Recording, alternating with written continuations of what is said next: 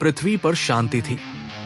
लेकिन धीरे धीरे मानव की गलतियों के कारण विनाश बढ़ने लगा। प्रदूषण और लालच ने पृथ्वी को कमजोर बना दिया। अब पृथ्वी ने अपने रक्षकों को भेजा है जो मानव जाति को दंडित करेंगे। शहर में अराजकता फैल चुकी है, हर जगह विस्फोट हो रहे हैं। लेकिन इस अंधेरे में एक आदमी है। वो कोई सुपर हीरो नहीं है, न ही कोई भगवान। वो सिर्फ एक साधारण आदमी है जिसने मजे के लिए हीरो बनना चुना। उसकी कहानी अब शुरू होती है। कहानी शुरू होती है एक जुड़वा टावर से। एक यात्री बस में कहीं जा रहा है, अपने फोन पर कुछ सर्च कर रहा है, फिर खाई जाती है। एक आदमी फ्रेम से गुजरता है और अचानक विस्फोट होता है। धुआं चारों ओर फैल जाता है। एक आदमी कहता है, ये क्या हो रहा है? वैक्सीन मैन प्रकट होता है। उसके बड़े टेंटिकल्स होते हैं। वो हवा में कूदता है और एक सोनिक बम एक इमारत पर फेंकता है जो मुख्यालय से पहले ही नष्ट हो रही थी। कर्मचारी कहता है, ये करीब आ रहा है। कौन उपलब्ध है? हमें खबर मिली है कि लाइटनिंग मैक्स और स्माइल मैन रास्ते में है। मुझे खतरे का आकलन चाहिए। जैसा कि आप देख सकते हैं, मेरे पीछे जोरदार धमाके हो रहे हैं। राक्षस द्वारा छोड़ी गई क्षति अभूतपूर्व स्तर पर है। शहर में बड़ा विस्फोट हुआ है। हीरोज एसोसिएशन वर्तमान में खतरे के स्तर का विश्लेषण कर रहा है। हमारा हीरो साइतामा कहता है, लगता है मुझे जाना होगा। न्याय प्रवर्तन। एक लड़की एक उजड़े हुए स्थान पर अकेली रो रही है। मम्मी पापा को बुलाने के लिए चिल्ला रही है। राक्षस उसे खिलौने की तरह कुचलने ही वाला है। लेकिन तभी एक नायक की एंट्री होती है। और ये कौन है? सिर्फ एक आदमी जो मजे के लिए हीरो बना। किस तरह का आधा अधूरा बैक स्टोरी है ये। मैं लगातार प्रदूषण के प्रवाह से बना हूं, जिससे तुम इंसानों ने पृथ्वी को भर दिया है। मैं वैक्सीन मैन हूं। पृथ्वी एक जीवित जीव है।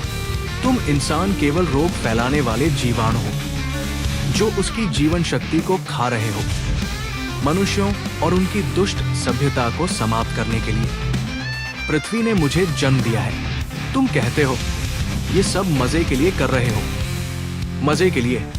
तुम्हारी हिम्मत कैसे हुई मां पृथ्वी के दूध के सामने खड़े होने की? इस मूर्खतापूर्ण कारण के लिए उसका गुस्सा स्तर दर स्तर बढ़ता जा रहा था, उच्चतम सीमा से भी ऊपर। उसकी बड़ी लाल आंखें, पूरे शरीर पर उभरी नसें और बड़े नुकीले दांत उसे राक्षसी रूप दे रहे थे। गुस्से के कारण उसने एक विशाल दैत्य का रूप धारण कर लिया और सैतामा उसके सामने एक छोटे हीरो की तरह दिख रहा था, लेकिन ज्यादा गंभीर नहीं। फिर वो मुक्का मारने के लिए तैयार हुआ। उसने अपनी उंगलियां मोड़ी, मुक्का कसा और प्रहार करने के लिए तैयार हुआ। अगले ही क्षण उसने वैक्सीन मैन को पूरी ताकत से नहीं, लेकिन फिर भी जोरदार तरीके से पटक दिया। लेकिन फिर पर और क्या उम्मीद की जा सकती है? फिर से नहीं, सिर्फ एक पंच में खत्म। धत तेरी की, एक सुपर शक्तिशाली हीरो, या यूं कहें जरूरत से ज्यादा शक्तिशाली, अब बस निराश महसूस कर रहा है। कहानी अतीत में लौटती है, जहां वो सिर्फ एक साधारण आदमी था। एक दिन तुम भी उसकी जगह हो सकते हो, या वो तुम्हारी जगह। हम बात कर सकते हैं, लेकिन अभी कहानी पर ध्यान देते हैं। 3 साल पहले एक राक्षस, क्रैबमैन। सब भाग रहे हैं। अरे, तुम भागना नहीं चाहते। लगता है तुम नए नौकरीशुदा आदमी हो, पहले ही काम से थक चुके हो।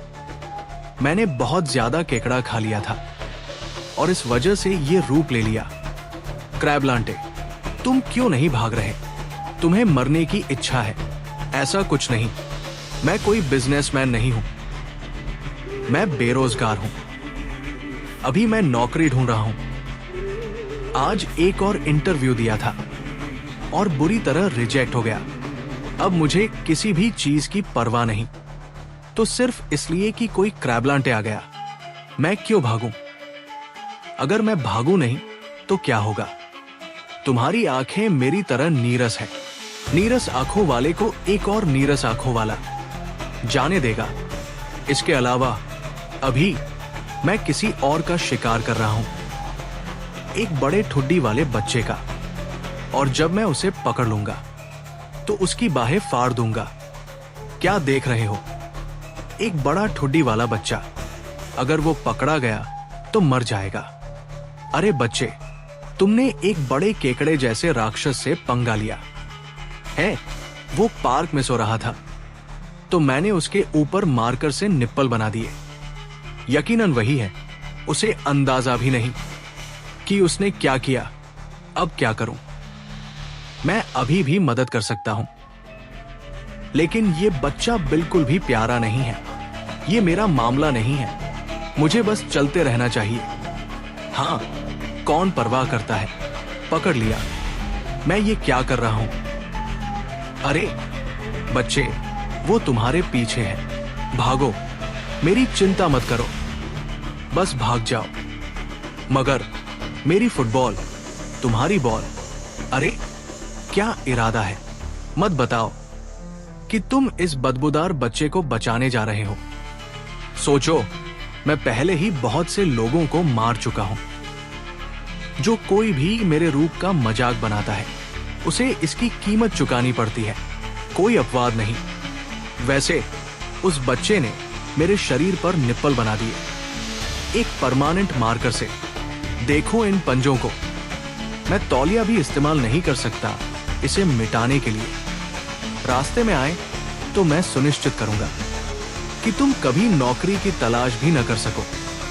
अभी अभी मेरे दिमाग में आया, तुम बिल्कुल उस विलेन जैसे दिखते हो जो मैंने एक एनिमे में देखा था। मर जाओ। रुको वहीं। इस युग में जहां जन दर घट रही है, मैं तुम्हें एक बच्चे को मारने नहीं दे सकता। तुम जानते हो, जब मैं छोटा था तो मैं हीरो बनना चाहता था। कोई बिजनेसमैन नहीं, बल्कि एक हीरो जो तुम जैसे सड़े हुए विलेन को उड़ा सके। एक मुक्के में भाड़ में गई नौकरी की तलाश। आओ देखता हूं कौन सा हीरो। तुम बहुत कमजोर हो, तुम मेरे खिलाफ टिक ही नहीं सकते। तुम्हारी जिंदगी अब खत्म। जैसे ही उसने धमकी दी, उसने पूरा आत्मविश्वास इकट्ठा किया और केकड़ा आदमी पर कूद पड़ा। लेकिन क्रैबमैन ने उसको हल्के में नहीं लिया और उस पर एक जोर का वार किया जो इतना तेज था कि वो सीधा कचरे के ढेर में जा गिरा। धुआं हर जगह फैल गया। बच्चा डर के मारे एकदम सदमे में था, इतना कि भागना तक भूल गया। पर क्रैबमैन का कोई इरादा नहीं था उसे जिंदा छोड़ने का। वो अपने पंजों से उसे कुचलने ही वाला था। उसने अपना दाया हाथ उठाया, वार करने के लिए तैयार, ताकि उस डरेस में बच्चे को हमेशा के लिए खत्म कर सके। लेकिन तभी बिना किसी चेतावनी के वो क्रैबमैन का मुकाबला करने के लिए तैयार हो गया। और हाँ, उसका असली नाम ऑफिशियली कभी बताया ही नहीं गया। बस एक नाम मिला, कैप बैल्डी, पर एक नॉन ट्रोलिंग इंसान होकर उसे ऐसे बुलाना ये तो अच्छी बात नहीं है। फिर उसने अपनी टाई खोली और क्रैबमैन का सामना करने के लिए कमर कस ली।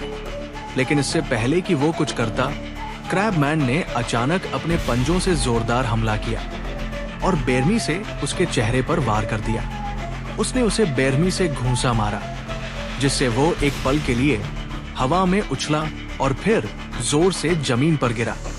साइतामा ने उसकी ओर देखा और ठंडी आवाज में कहा।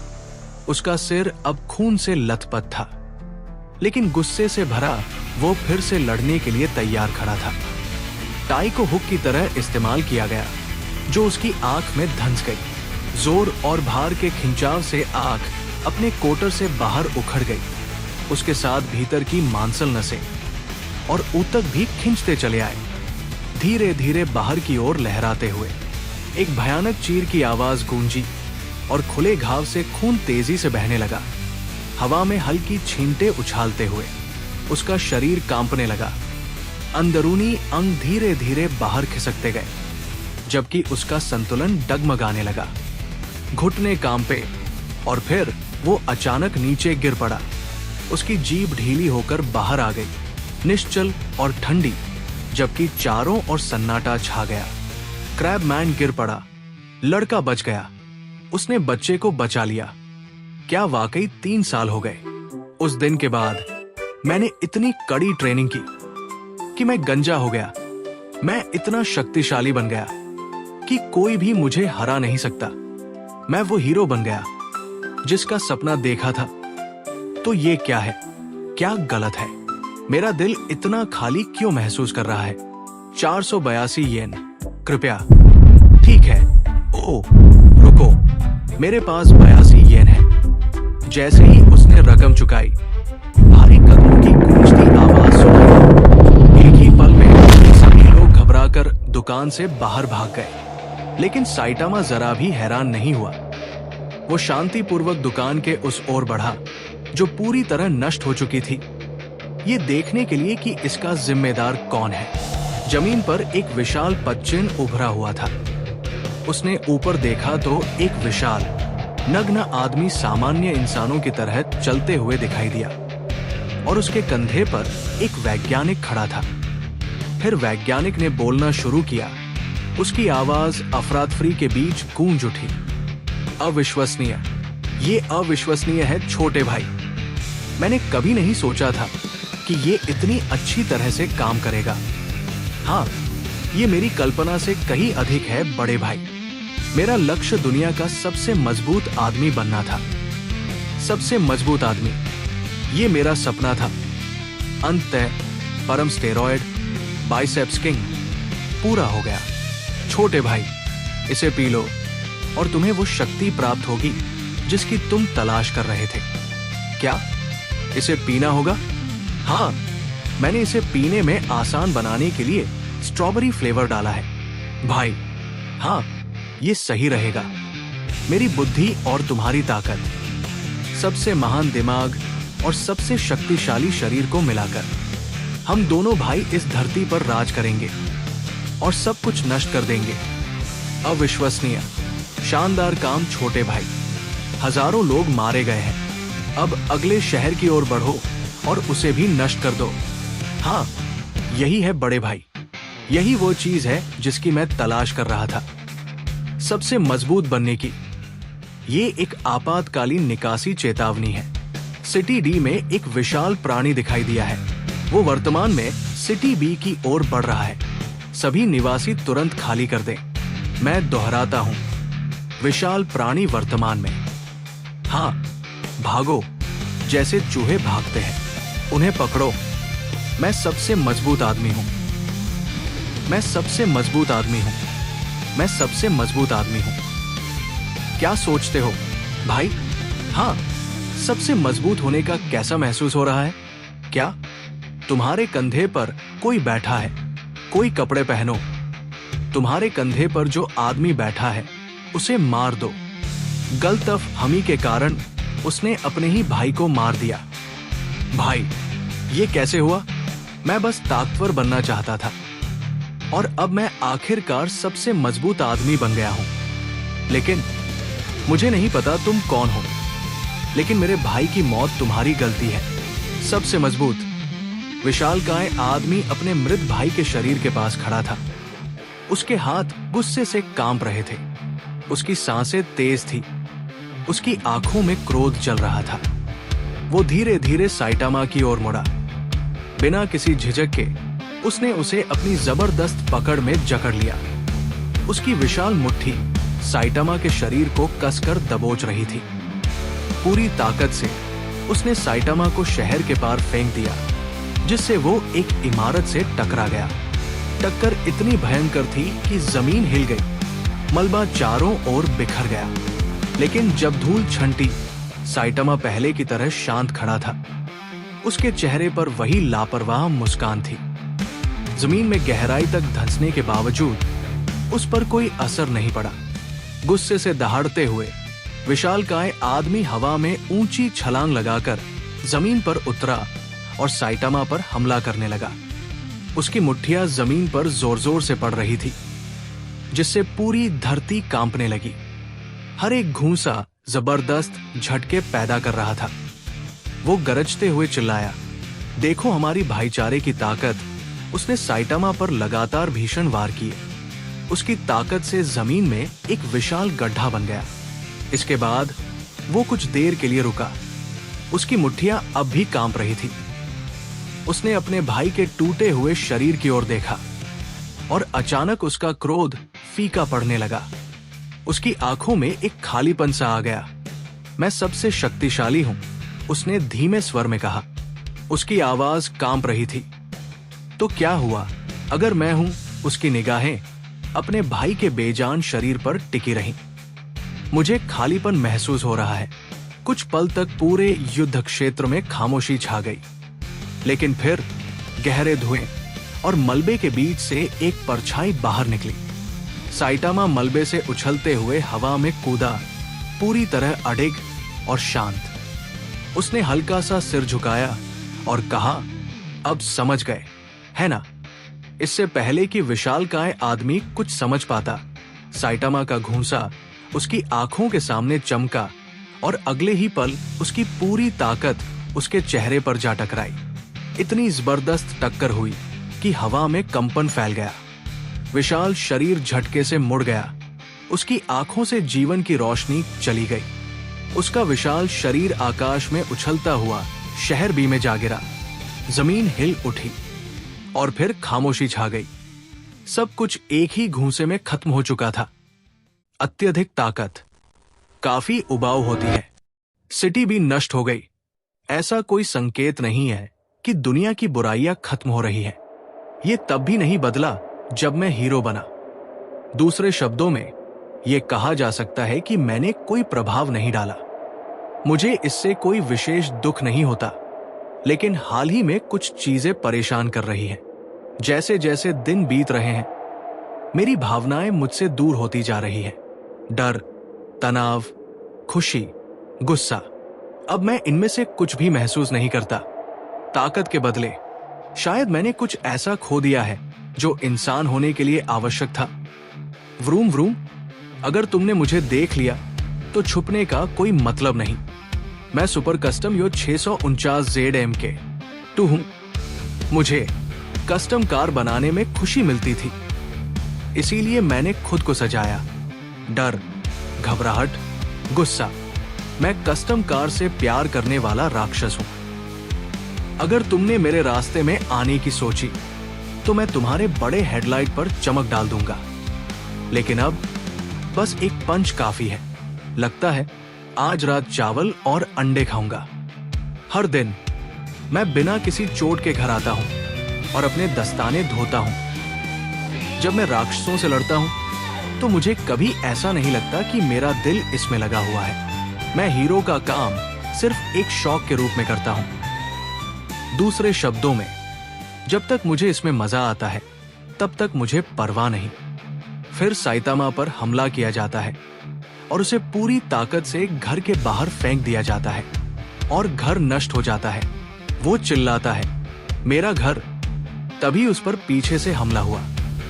उसने तेजी से पंच को चकमा दिया, लेकिन अगले ही पल हमलावर ने एक और वार कर दिया। साइतामा 2 बार हवा में पलटा और जोर से सड़क के नीचे बने खंभे से टकरा गया। उसके सिर से खून बहने लगा। हमलावर आगे बढ़ा, उसकी ओर देखते हुए खड़ा हो गया। साइतामा ने उसे घूरा और मन ही मन कहा, वो ताकतवर है, तुम आखिर हो क्या? मैं क्या हूं? ये असभ्य है। हम असली पृथ्वीवासी हैं। मुझे लगता है तुम हमें सबटरेनियंस कहते हो। हम अधिक जनसंख्या से पीड़ित हैं, इसलिए अब हमें ऊपर की दुनिया पर कब्जा करना होगा। मुझे पता है कि सतह पर भी बहुत से लोग हैं, लेकिन इस समय तुम हमारे रास्ते में हो, इसीलिए हमने तुम सभी को मिटाने का फैसला किया है। हमारे आक्रमण के बाद से 70% सतह के निवासी मारे जा चुके हैं। ये अस्तित्व की लड़ाई है। मुझे उम्मीद है कि तुम इसे समझ सकते हो। हालांकि ये अप्रत्याशित है। हमने अब तक कोई ऐसा सतह निवासी नहीं देखा था जिसे हमारी मार से मौत न हो। मुझे भी ऐसा ही लग रहा है। कई वर्षों बाद मुझे इतने योग्य प्रतिद्वंद्वी मिले हैं। सबटरेनियंस, हम पृथ्वीवासी हैं। सबटरानियन ने एक पल भी गवाए बिना हमला किया। बिजली की तेजी से उसने साइतामा पर जोरदार मुक्का चलाया, लेकिन उसके वार के लगने से पहले ही साइतामा की मुट्ठी उसके पेट में धंस चुकी थी। पल भर में वो टुकड़ों में बिखर गया, जैसे कि ये मुक्का बस हल्का सा छूकर निकल गया हो। बाकी सभी जमे खड़े रह गए। उनकी आंखें अविश्वास से चौड़ी हो गई। लेकिन कैसे? बिना सोचे अर्थलिंग्स सैतामा पर हमला करने दौड़ पड़े। उनके घूंसे हवा में लहराने लगे। तू हरामी है, मर जा। सैतामा ने आसानी से उनके हमलों को चकमा दे दिया। वो हवा में कलाबाजी करते हुए दूसरी सड़क पर उतरा, लेकिन अर्थलिंग्स उसका पीछा करते रहे, उसे घेरने की कोशिश करने लगे। तीनों ने एक साथ हमला किया, लेकिन सैतामा को पल भर भी नहीं लगा। उसने उन्हें तुरंत गिरा दिया। एक जबरदस्त पंच सीधा एक अर्थलिंग के पेट में जा लगा, जिससे वो हवा में उछलकर पुल के खंभे से जा टकराया। जोरदार धमाके के साथ विनाश फैल गया। एक ओर से अनगिनत अर्थलिंग्स का झुंड सैतामा की ओर दौड़ा। वो एक एक करके सभी को गिराने लगा, उनकी पूरी सेना को अकेले ही तबाह कर दिया। तभी एक विशालकाय अर्थलिंग सामने आया। सैतामा ने बिना किसी भाव के एक मुक्का मारा। स्क्रीन सफेद हो गई। अगले ही पल एक विशाल विस्फोट ने युद्ध के मैदान को हिला दिया। बाकी बचे अर्थलिंग्स सदमे में खड़े रह गए। क्या सब खत्म हो गया? आखिर वो सतह का प्राणी था कौन? वो कितना ताकतवर था? सैतामा ने आराम से कहा, कौन मैं? मैं तो बस मस्ती के लिए हीरो हूं। मैं हारता नहीं, और सतह मेरी हिफाजत में है। एक कमजोर जाति के लिए बड़ी बातें कर रहा है। आग की लपटों के बीच से सैतामा बाहर निकला। उसका चेहरा गंभीर था। चौथी दीवार तोड़ते हुए उसने स्क्रीन पर मुक्का मारा। मुझे फिर से परेशान मत करना। एक साथ कई विशाल अर्थलिंग से लड़ते हुए सैतामा ने जोरदार और बिजली जैसी तेज गति से हमले किए। तभी एक बड़ा घूंसा उसके चेहरे पर आकर लगा। ये कैसा एहसास है? ये जंगली धड़कन मेरे दिल में। हर घूंसे के साथ अर्थलिंग्स गिरते रहे। युद्ध भयंकर रूप से जारी था। ये उत्तेजना, ये तनाव। स्क्रीन चमक उठी। आसमान से बारिश होने लगी। युद्ध की गर्मी से माहौल ही बदल गया था। अब ढेर सारे गिरे हुए दुश्मनों के ऊपर खड़ा सैतामा आसमान की ओर देख रहा था, भारी सांसें लेते हुए। मुझे फिर से याद आ रहा है, यही है वो। तभी बारिश के बीच एक गहरी आवाज गूंजी। तो एक विशाल आकृति सामने आई। लगता है तुमने मेरे बच्चों की अच्छी देखभाल की है। भूमिगत राजा आ चुका था। सैतामा ने मुट्ठी कस ली। उसकी आंखों में रोमांच चल उठा। यही है। भूमिगत राजा मुस्कुराया। मैं भूमिगत राजा तुम्हें हराने आया हूं। सैतामा मुस्कुराया। यही वो एहसास है जिसकी मुझे तलाश थी। घड़ी में समय दिखा 7:00। एक ही मुक्के से घड़ी जमीन में दफन हो गई। अब उसका कोई अस्तित्व नहीं था। शांति। सैतामा जागा और बालकनी से देखा। सतह हमारी है। सतह के प्राणियों, तुम्हें मरना होगा। मैं हूं भूमिगत राजा। सतह के रहने वालों, तैयार हो जाओ। जैसे ही भूमिगत राजा अपनी बात पूरी कर रहा था, सैतामा बालकनी से कूदकर उसके सिर पर आ गया और राजा जमीन में धंस गया। बाकी सभी डर के मारे कांपने लगे। सैतामा पूरी ऊर्जा के साथ तैयार था। चलो आओ। एक ही मुक्का काफी था। बचे हुए भूमिगत प्राणियों ने सफेद झंडा उठाया, जिस पर लिखा था माफ करना, और वे जमीन के नीचे गायब हो गए। सैतामा ने सिर खुजलाते हुए सोचा, दृश्य बदलता है। सैतामा बोला, मैं बहुत ज्यादा ताकतवर हो गया हूं। सबसे ताकतवर इंसान। एपिसोड समाप्त होता है और स्क्रीन पर साइबोर्ग गर्व से खड़ा दिखाई देता है।